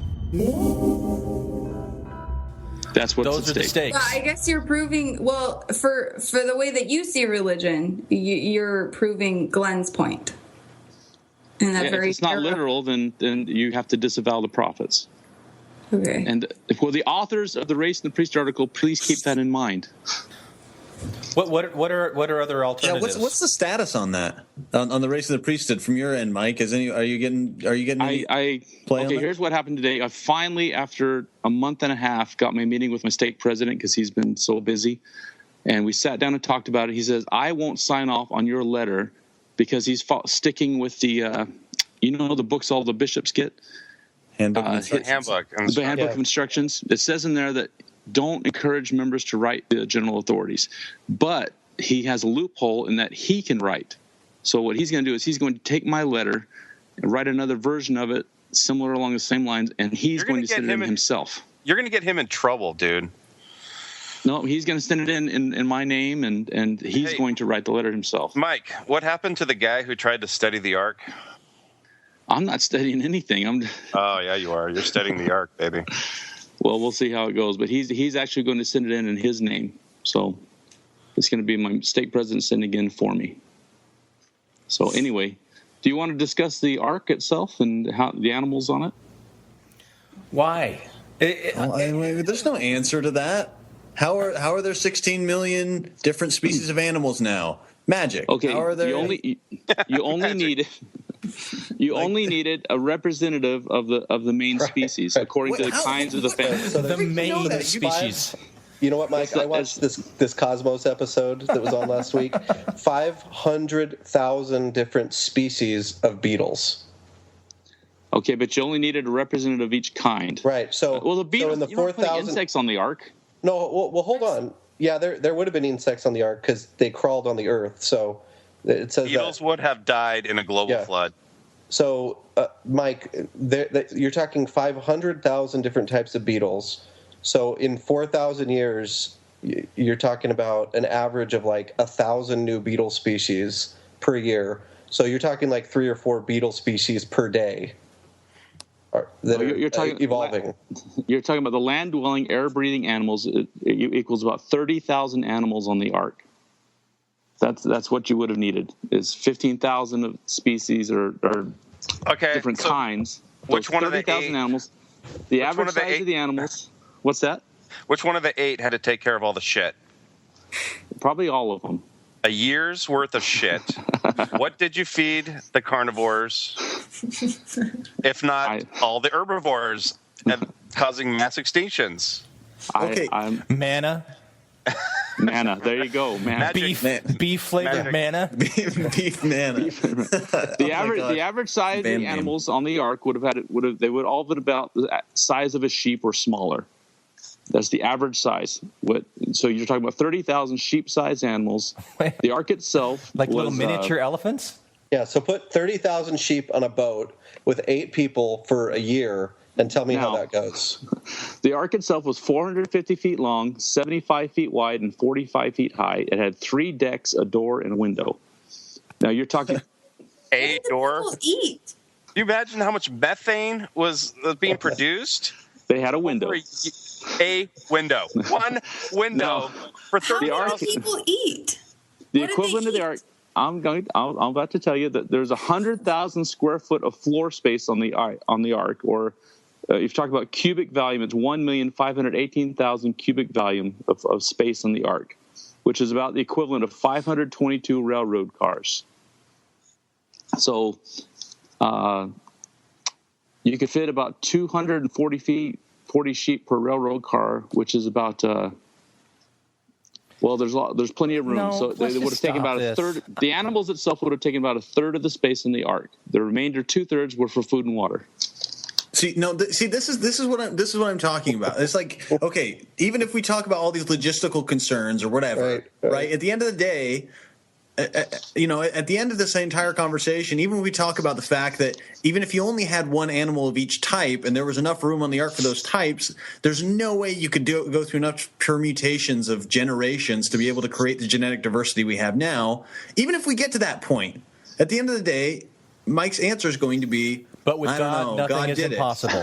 Exactly. Yeah. Which means, I mean, you're a cafeteria empiricist. Like, and the thing that infuriates me the most is like, you're going to benefit from gene therapy someday, but the direct extrapolation of understanding the way that our DNA interacts disproves these stories, these mythological religious stories. But you're going to benefit from the science that other people have rolled out. But anything that happens to clash with your worldview, you just dismiss. And I hate that. Hey, Jake, you just described what I hate the most about America. Thank you. No problem. Anyway, I think even bigger problem than even if you do hand waving for all the animals on the Ark, at the end of the voyage, you're still left with just 8 people coming from 4 women, right? So the genetic evidence would be overwhelming that everyone on Earth had come from 4. A huge bottleneck, like there's a bottleneck from 4,000 years ago. Yeah, humans would have been extinct. I mean, if we get down to 4 breeding pairs of an animal, they're extinct. I mean, they're gone. Yeah, they just don't exist anymore. Years, we go from 8 people to 7 billion. Yeah, and 1 billion of them in China that didn't apparently had nobody 4,000 years ago. and now has 1 billion. And then the kangaroos hopped all the way to Australia. The polar bears marched. There's a perfect example for the kangaroos. Noah dropped them off in Australia and then sailed back. No, actually, they didn't get out of the ship until after the land was dry. There's evidence that the people of Enoch came down and helped Noah disperse the animals out. Evidence. Gosh! What? There is evidence? What are you talking about? Evidence? We just gave you about 7 million different reasons of evidence that this didn't work, and you're bringing up "quote unquote" evidence. Apocryphal scriptural came down and diversified where's that evidence? Animals. That's magic. That is magic. The writings of Eridu talk about Enoch coming down and assisting Noah after the flood to redisperse things. Okay, so Mike's answer for tonight is not magic; it's Eridu. It's going back to it. Yeah. I'd like to read something from a different essay that the church put out, the DNA in the Book of Mormon. Just a quick paragraph here. Scientists did not rule out the possibility of additional small-scale migrations to the Americas. For example, a 2010 genetic analysis of a well-preserved 4,000-year-old Paleo-Eskimo in Greenland led scientists to hypothesize that a group of people besides those from East Asia had migrated to the Americas. I just want you to think about this as an example in another LDS.org essay, a 4,000-year-old Paleo-Eskimo. That would have been like 300 years after Noah climbed off of the ark. And the church cites that in one article, and then another article says the global flood happened. Right. It's mind-boggling. Like, what do you have to do? Exactly, those mental gymnastics. What do you have to do to accept all of these things and put yourself in a believing state of mind if you don't know about Eridu? How excited are you? You have one committee. You have one committee write one article. You have another committee write the other article. You put them both out, and the church members just ignore all of it. They do. I'm really hoping they address some of these at conference. If they don't, I'm going to lose my mind if they don't address this crap at conference. I got news for you, Mike. They won't. You've already lost a large portion of it. No, I was making a lose your mind joke. Never mind. It didn't. I got you. It didn't hit. What do you mean address some of those? Like come out and be like, there have been things that we've allowed that we have commissioned on our own website that are wrong? Like last week they had to shut down the comment section on the essay page because everybody was unloading on them. They had to shut it down and reboot it. It's just, how do you not address something when you got bishops in New Zealand leaving their positions over this? But if people get mad about ordained women, just put them in a free speech zone. Yeah, people commit suicide because of how they're being treated because they're gay. Just write them off. So wait, well, Mike, that's who are you Mike talking about? Mike would have his kids punch him in the nose, right? You wrote that one. Yeah, you did. I probably did. Yeah. I'm going to punch you in the nose next time I see you. It's a large target. Wait, what? It's one thing to have women wanting ordained against the teachings of the church, but when the church contradicts itself, that's a whole nother matter. So where's the church contradicting itself? Well, like the DNA thing, Nephites came over and mingled with people that have been here 10,000 years, or disavowing the priesthood, or it's just ludicrous. The things they've been putting out are just a joke. Did I miss the 10,000-year reference in that DNA? Like, granted, I did not read through that whole thing. It was just a chore. But it talks about something. It says 10,000 years. Yeah, it talks about, it says most scientists agree that it was populated by people coming over the Bering Strait, and then it cites a paper that really breaks it down for the 10,000 years. I don't think the 10,000-year number was in the article itself, though. It was in a footnote or something. The migration actually happened around 15,000 years ago. Oh, okay. Well, there you go. But yeah. But they say, this is how it happened, and then there were small scale migrations, and then there's intermingling, and they were subsumed into the larger population, which makes the whole prophecies of like Lamanites blooming as a rose and all that totally nonsensical. But whatever, science. Well, here's what I love about science is like, okay, you got this thing called convergence. Are you guys familiar with the term convergence? Yeah, I am. Okay, so you got this one field of science completely like unconcerned with another field, coming up with the same conclusion.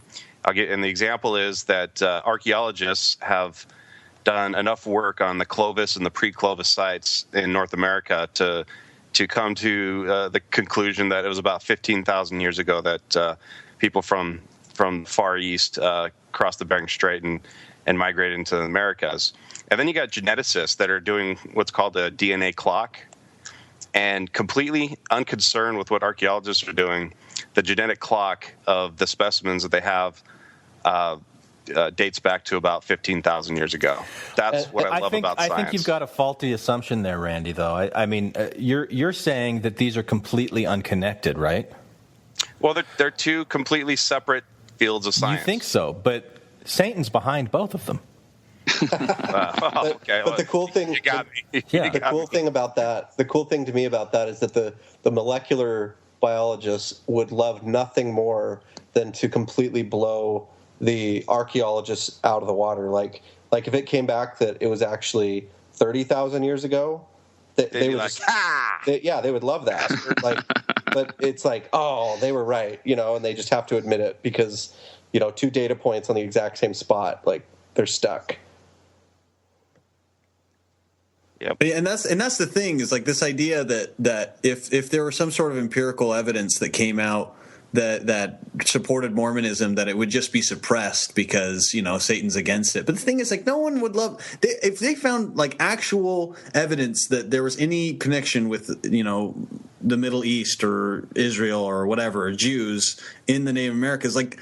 Any archaeological, that's like an archaeologist's their wet dream. Like they would love to have that. They would love to be the one that found that and comes out with that. It's just not there. That's why they're not finding it. Absolutely, that's a great point because that would be a game changer, and that would get them a Nobel Prize. Oh, for sure, they would love that. It would make their career. Yeah, but like there's no suppression. They would love any of that. The only reason it's not coming out is because it's not there. There's nothing there to find.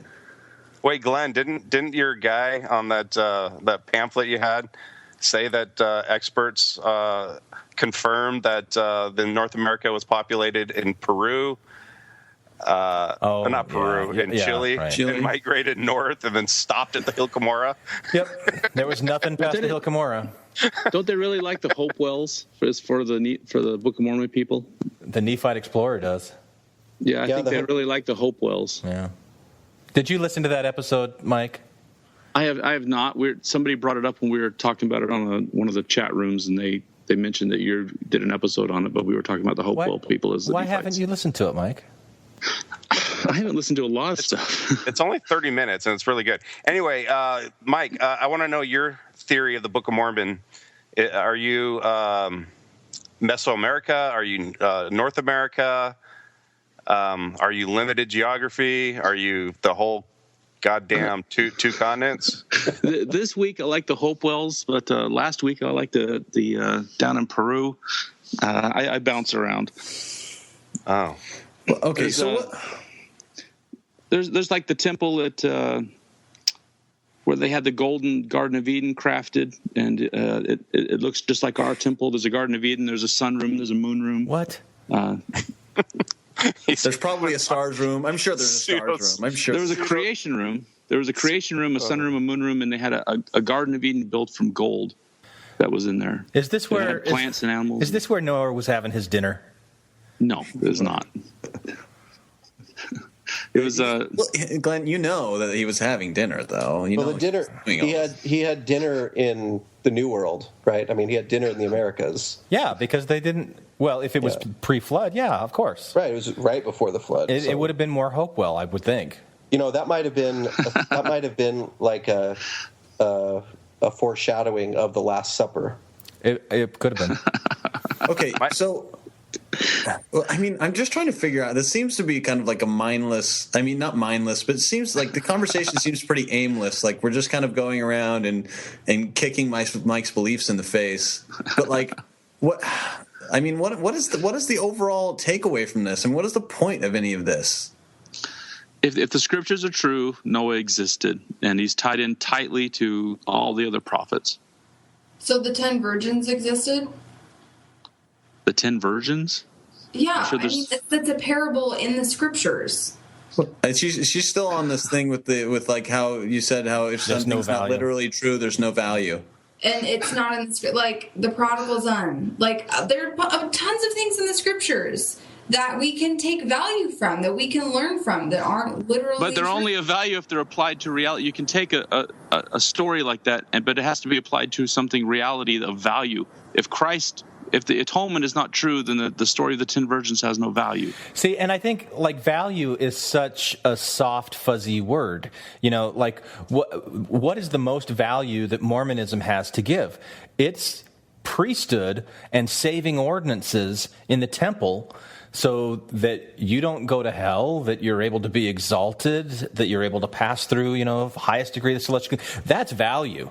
But I don't think that's what you're talking about, Erica. You're talking about you can learn lessons and live a better life and be a better person because you're reading the stories and you know what the moral of the story is. Like, that's completely two different. Hold on. Yeah. This is not for Mike. This is for the rest. Somebody draw some kind of moral value out of God getting pissed off at humans and killing them all. Well, here's the thing. This was not given to us. This was given to a people a long time ago. This is a way of, I don't know, I'm sure they have, the way that people talked 5,000 years ago and found value and talked about how the world worked is totally different than how we do today. So the value of it, I'm not saying, I mean, like, I don't know what I would take out of it. I think it's interesting to talk about, like, as in folklore, and how it applies to how it applies to the world, and how it applies to cultures.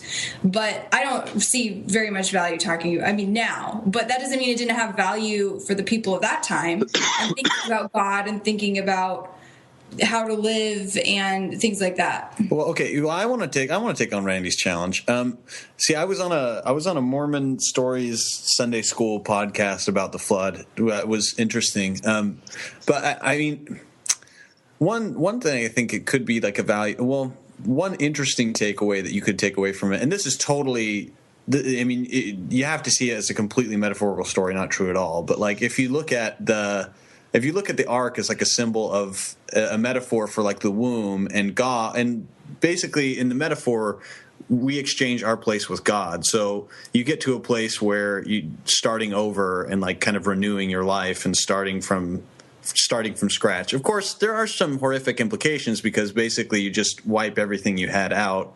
So it's more like a hard restart, like Born Identity or something. But if you wanted to like, that was something that I think. That's a metaphor that could be helpful at some point in your life. I'm sorry, Jake. I'm going to go point Randy on that one. I don't understand what you said at all. Yeah, I started to get a little sleepy, actually. It sounded like Sunday school. Like I mean, for to say that the value in the story is that God saves us.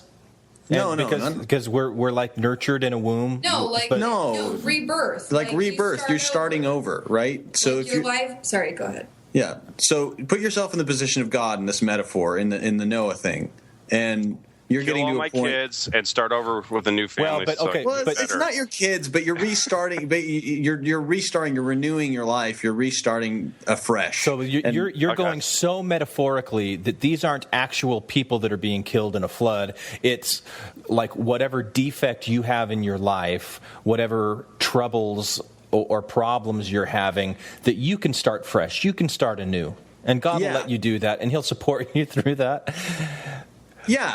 I mean, that's what I mean. I'm not saying that I necessarily find that compelling, but that's the least horrific way of interpreting this thing. Oh, that's to me horrific on many different levels. But it just, I mean, like, I don't know.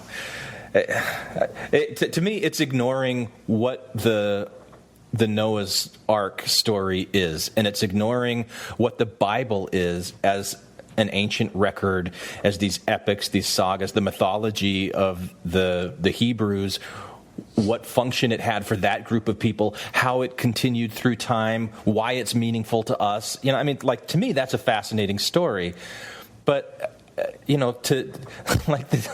to take those stories and kind of sermonize on them, to go, okay, here's what we can learn in our daily lives. I don't know.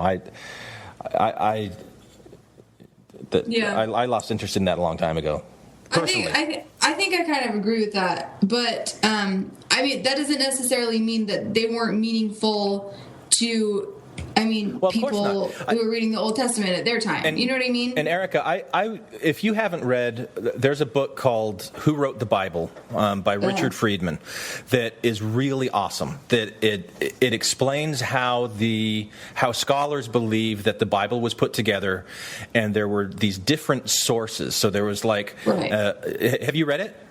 I know I read either. I've either read something online that describes it. Right. All of this is sounding very familiar. Yeah. So when the Israelites were one group of people, there was one set of stories. But when they broke into the kingdom of Judah and the kingdom of Ephraim, then the stories started shifting a little bit because they were reflecting the different political things that were going on. Right. And so when you're searching for meaning, what did it mean for the people of that time? And you start comparing the differences between the E versions and the J versions, then you start seeing that. And then at a later point, they come back together again, and then there's these P sources, we get priestly and D. So you can go in and see that value there. I agree that, but to me, it's so different than saying this is a real thing, like what Joseph Smith did with it. That was another example of pseudepigrapha from him, assuming the voice of Moses and rewriting the history of Enoch, and putting the Noah story in there. And it was all just a reframing of it for the people of his day and for establishing himself as an authority figure. To me, that's the point of all of this stuff. And so the stakes today are, if we reject the Noah story, we reject Joseph Smith, and Mike's not willing to do that. Well, I don't know. I think it's definitely possible and probably healthy to accept and reject parts of Joseph Smith, parts of the Bible. There's so many. I don't know. I just don't think it's a healthy way of looking at life to accept it all at face value. But you want to be ordained to the priesthood. I never said I was part of the ordained women movement. Oh, I'm just I'm just going to conflate everything. She just has short hair. My hair's growing out too, by the way. Okay, that's been a while. But an interesting thing is, prior to the flood, everyone was coming up to Noah and said, "We don't need you and your teachings. We've married your daughters. Our kids are growing up, and they're growing up just fine. They're mighty men like the days of old. We don't need your teachings. Leave us alone." And as a matter of fact, a lot of them were starting to try to kill him. To kill who? And to kill Noah. So they married the daughters that had been prostitutes? So were they still prostituting themselves as they were married? Because there was evil continually, man. They settled down. You're right. Human centipede. Everyone is wrapped up in everybody's going to be diverse, and aren't we all going to be different? We'll just glorify in our differences, and we don't need you, Noah, to teach us anything. So the sins of Noah's day were like liberal politics of today. Did they elect a black president, Mike? They probably did. They elected a black president, and that's why they needed to be wiped out. I can see where the story is going. Was Noah's last name Beck? Thanks, Mike. But that's what they told Noah. We're just fine. We don't need you. Leave us alone. And they rejected Noah and his priesthood and the teachings of God. And they probably instituted gay marriage, too. Yes. They probably did. Been. Here's the thing, though. There are plenty of people in the Mormon church who have as strong of a testimony as Mike does, but sees it very differently. I actually had a former bishop today tell me that he thought the flood was a local event, and that's when I laughed in his face. But Mike, so I interviewed Mike. Seriously. Mike, I interviewed. My mom has a very strong testimony, but she doesn't believe this. She heard about the Noah thing. She's like, yeah, they needed to get someone else to write that. But you need to go tell her bishop on her. The bishop knows exactly where my mom stands. Go tell a responsible man what should happen. Yeah. That's right. Go find a responsible man. Set her My straight. mom went to divinity school, okay? Like that's the problem. She's like too educated. It's very pompous of you to say that you have the testimony. Like, I don't know. I think that's ridiculous.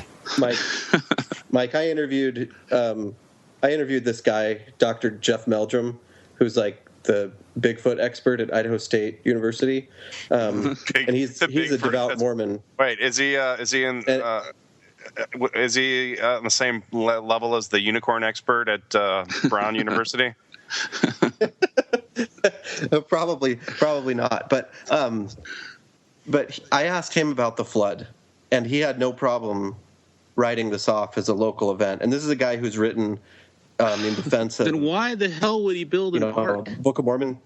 He's an apologist. I listened to everything he said about the Bigfoot evidence, and although I think there's no credible evidence that Bigfoot exists, I think there's a lot more evidence for Bigfoot than there is for the flood happening. Oh yeah. There's some great stories out of Russia about the Bigfoot lady that moved in a village and had children with some of the local men after they got drunk and had sex with her. That kind of reminds me of my favorite Noah story. My favorite Noah story is when he got so pissed drunk that he was naked, passed out on his bed, and for some reason Ham got cursed by walking into the room and not covering his body, and the Japheth and Seth came in and walked in backwards with a sheet and covered his body, and they got blessed in all their posterity. Yeah, it's in the Bible. I was dying. But that's not the real curse of Ham. Ham was trying to steal the priesthood from his father. That's why he was cursed. Apocryphal source. It's not apocryphal. You didn't say though, so that's a plus. So the reason that Noah was exposed was because Ham was like trying to check out the markings in his garments and needed a closer look. Right? He was naked. Right. He was stealing the garment pattern while his father was drunk. Yep. Oh, now you know the rest of the story. But I'm not making that up, am I, Mike? That's not. I'm not the source of that. You've heard this before. Oh yeah. Yeah. Yeah, that's it. He was stealing the robes of the priesthood. Yeah. Can we do a gag reel with each of these stories, like sync together? I think that all this is one continuous gag reel, and I don't necessarily mean gag as a joke. Anyway. Yeah, like vomit. Yeah, thank you. That gag was pretty good. Right. That was a good gag. Is there anything else about Noah to discuss? What? Is there anything else about Noah to discuss? I didn't tell the story about it was so cold on the ark that he got a shaking cough and was coughing blood on the ark. Right. Tell us, Mike, about the cold. Yeah, tell us about the bodies that were hitting the side of the ark as it was taking off. That's one of the things they recorded is as the ark was lifting off, the bodies of the people that were dead were hitting against the side, and it bothered them. That's going to be in the movie, probably. No, I hate it when that happens. Yeah. What about, were there people that, ran to the ark and are like, save us, save us, save us? And he's like, fuck you. Fuck you, man. Too late, sucker. They had their chance. Yeah. Thanks for returning my lawnmower, Dale. How did they have their chance? Like, if they were on another continent, how did they have Noah and his sons all repeatedly tried to teach people, and they were all rejected. But globally, in China, even they went to ancient China. Oh, it's pre-Gia. Well, every village. They probably hadn't spread out that far yet, because we're only talking about 4 generations from Adam. Yeah, and each generation lived 1,000 years. And you also had Enoch's people that did all their proselyting as well. But I don't know. I don't know if each person that lived during that time had the same lifespan, or if it was just the priesthood that was keeping people alive that long. Oh, I'm sure everyone would live that long. Oh, you're sure? What sense would it make that the priesthood live longer than the regular people? What sense would it make? Again, that would be crazy. Noah. What sense would it make for a human to live 1,000 years? Like, do you know what your knees would look like after 1,000 years? I love you went to that part of the body. I'm not exactly sure why. I was thinking like how far your ball sack would be hanging. Yeah. Well, Noah received the priesthood when he was 10. He was prophesied that he would be born, so he was like a expected child, like John the Baptist was or Christ was. Received the priesthood at 10, and then he was perfect in his generation, and he walked with God. Anyone for the closing prayer?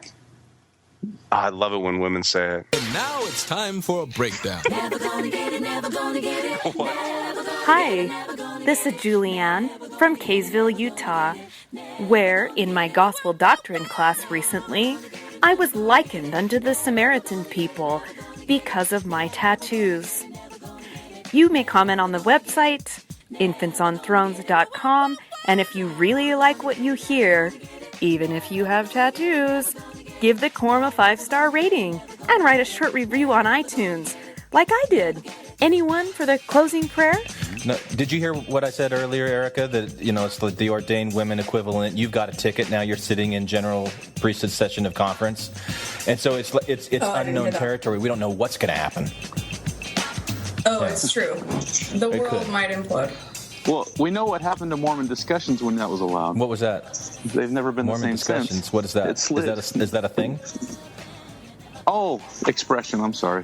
What are you saying? Expression when they started letting more women participate. Does anybody listen to that show anymore?